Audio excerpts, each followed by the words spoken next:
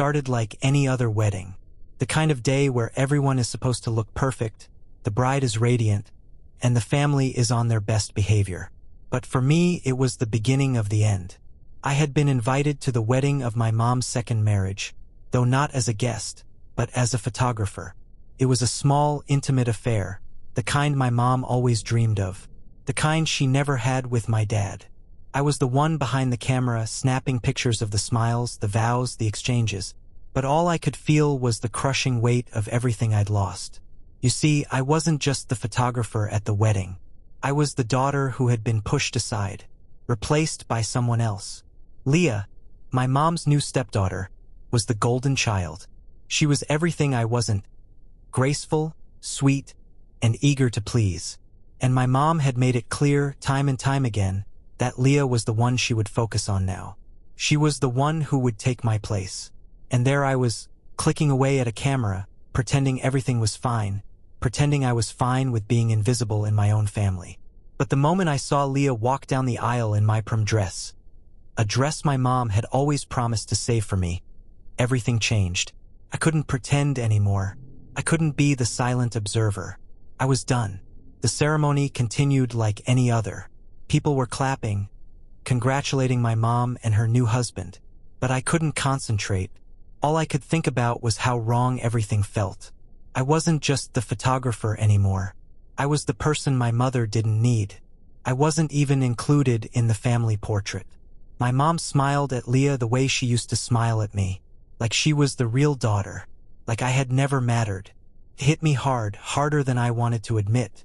After the ceremony, as we all gathered for the reception, I took my camera and tried to disappear into the background.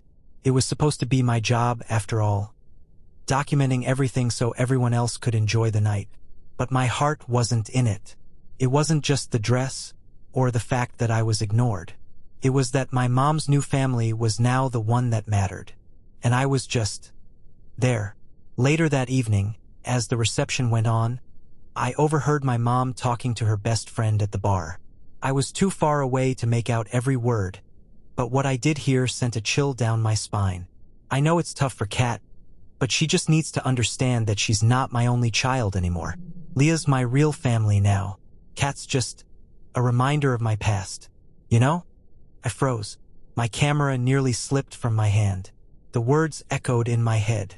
Leah was the future, the perfect future, and I was just the discarded past. I couldn't take it anymore.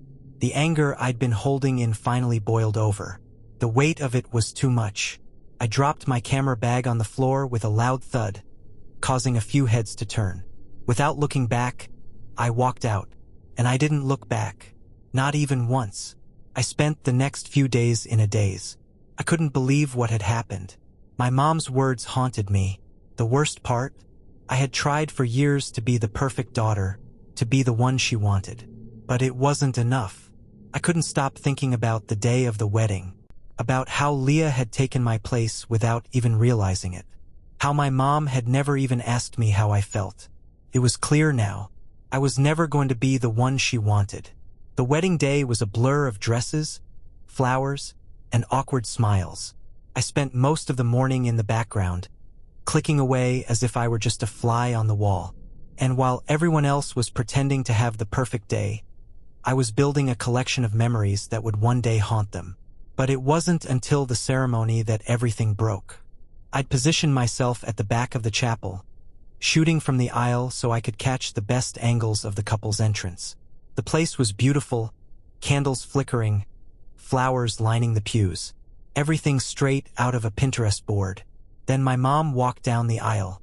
She looked radiant, like a picture-perfect bride, like nothing ever happened between us, like I wasn't the daughter she had discarded. And right behind her, Leah, in my dress, my prom dress. I could feel the heat rising in my cheeks, the cold not forming in my stomach. I focused the camera to keep from shaking, but I was losing it. When they reached the altar, my mom smiled at Leah like she was her actual daughter. She whispered something to her, probably about how beautiful she looked, how perfect this moment was. But that's when the line hit me. I overheard her telling Leah in a low voice, "You deserve this moment more than Kat ever would." The words felt like someone had slapped me across the face. My camera nearly slipped from my hands. I had to grip the tripod just to stay steady. I spent the rest of the reception like a ghost, hovering in the corners, snapping shots no one asked for, documenting a perfect family day that wasn't mine. They'd all moved on without me, and here I was, trying to make myself invisible just like they wanted. But I couldn't do it anymore. I couldn't pretend that everything was fine, that I was happy to be their unpaid photographer. As the night wore on, the champagne flowed, and the music got louder. People started dancing. Leah was twirling in my prom dress, and my mom was laughing. Actually, laughing with her, like they were the perfect pair. Stung, but I kept my cool. I kept clicking, trying to numb the pain. Then it happened. The moment. I overheard my mom talking to her best friend at the bar. I know it's tough for Kat, but she just needs to understand that she's not my only child anymore. Leah's my real family now. Kat's just a reminder of my past. You know? I stopped breathing. I had to stop listening. Because if I didn't, I might actually scream in the middle of her wedding. And that was it. The final straw. The anger I'd been holding in exploded. I couldn't take the fake smiles, the rehearsed moments, the way they acted like I didn't exist. Like I was just a distant memory they could push away when it got too hard. I grabbed my bag, my camera, and started walking toward the door. But then I heard my mom's voice again. "Kat, where are you going?" I turned around and looked at her for the last time. She was still glowing in her wedding dress, completely unaware of how much she had crushed me. She didn't even realize that her perfect day had ruined mine. "I'm leaving. You don't need me here. You don't need me ever." Her face fell. She didn't know how to respond. "Kat, don't be like this. It's just a wedding. Just a wedding." Just the day she chose everyone else but me. I smiled at her, tight-lipped. "I'm fine. Don't worry about me. You go enjoy your moment." I spent the next few days in a daze. The wedding kept replaying in my mind. The way Leah had stepped into my life without missing a beat, without a single hesitation. And my mom? She was just happy to have the perfect family again. But what about me? What was I supposed to do now? I had been discarded for a new, better version of the life my mom wanted. And I had no place in it anymore. I tried to reach out to my mom after the wedding, to let her know how much it hurt. But every time I did, she either didn't answer or gave me some excuse about being busy. It felt like she was purposely avoiding me, like she didn't want to confront what had happened. Leah was the priority now. I wasn't even worth her time anymore. I remember one afternoon, sitting in my room, scrolling through old pictures. I found a photo of me with my mom when I was a child. We were at the beach laughing together. I couldn't help but wonder when things had changed. When did I go from being her everything to being invisible? One evening, I decided I couldn't take it any longer. I was tired of being treated like I didn't matter, like I was just an afterthought. I called my mom again, trying to keep my voice steady. "Mom, we need to talk." She sighed on the other end of the line. "Kat, I'm busy right now. Maybe later." I felt the anger rising in my chest. "No, we need to talk now. I'm not going to sit in the background any longer. I'm not going to pretend that everything is okay when it's not. I'm tired of being ignored." There was a long silence before she replied, her voice cold and dismissive. "Kat, you need to move on. Leah is my family now. I don't have time to keep dealing with your issues. I have my life with her. You need to accept that." The words hit me like a slap across the face. She had already replaced me. She didn't even care anymore. The next few months were a blur. I barely spoke to my mom, and when I did, it was awkward and strained. She seemed happier without me in her life. Leah became the center of everything: family gatherings, holidays, even simple day-to-day moments. It was as if I had never existed. But something inside me was changing. I had been the silent observer for too long. I wasn't going to stand by and let myself be erased anymore. One day I made a decision. I couldn't keep living like this. I wasn't going to spend another day feeling like I didn't matter. I packed my things and moved out. I found a small apartment in a nearby city and started over. It wasn't easy, but it was freeing. For the first time in months, I felt like I could breathe again. I didn't need my mom's approval. I didn't need her to make me feel worth something. I was enough on my own. Months passed, and I didn't hear from my mom.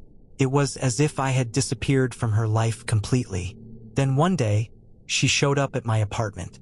I didn't know what to expect. I had spent so long angry at her, at the way she had treated me. But when I saw her standing there, looking hesitant and unsure, something in me shifted. Maybe I wasn't ready to forgive her, but I was ready to have a conversation. "Mom, what are you doing here?" Her eyes filled with tears as she spoke. "Kat, I know I messed up. I've been thinking about you, about everything I did. I was wrong to push you away like that. I was so caught up in my new life that I forgot about you. But you're my daughter, too. You always will be." The words I had been waiting to hear for so long finally came, but they didn't come with the relief I had expected. They came with confusion and bitterness. "I don't know if I can forgive you," I said quietly. "I don't know if I want to go back to the way things were." She nodded, wiping away a tear. "I understand, but I want you to know that I'm sorry. I don't want to lose you."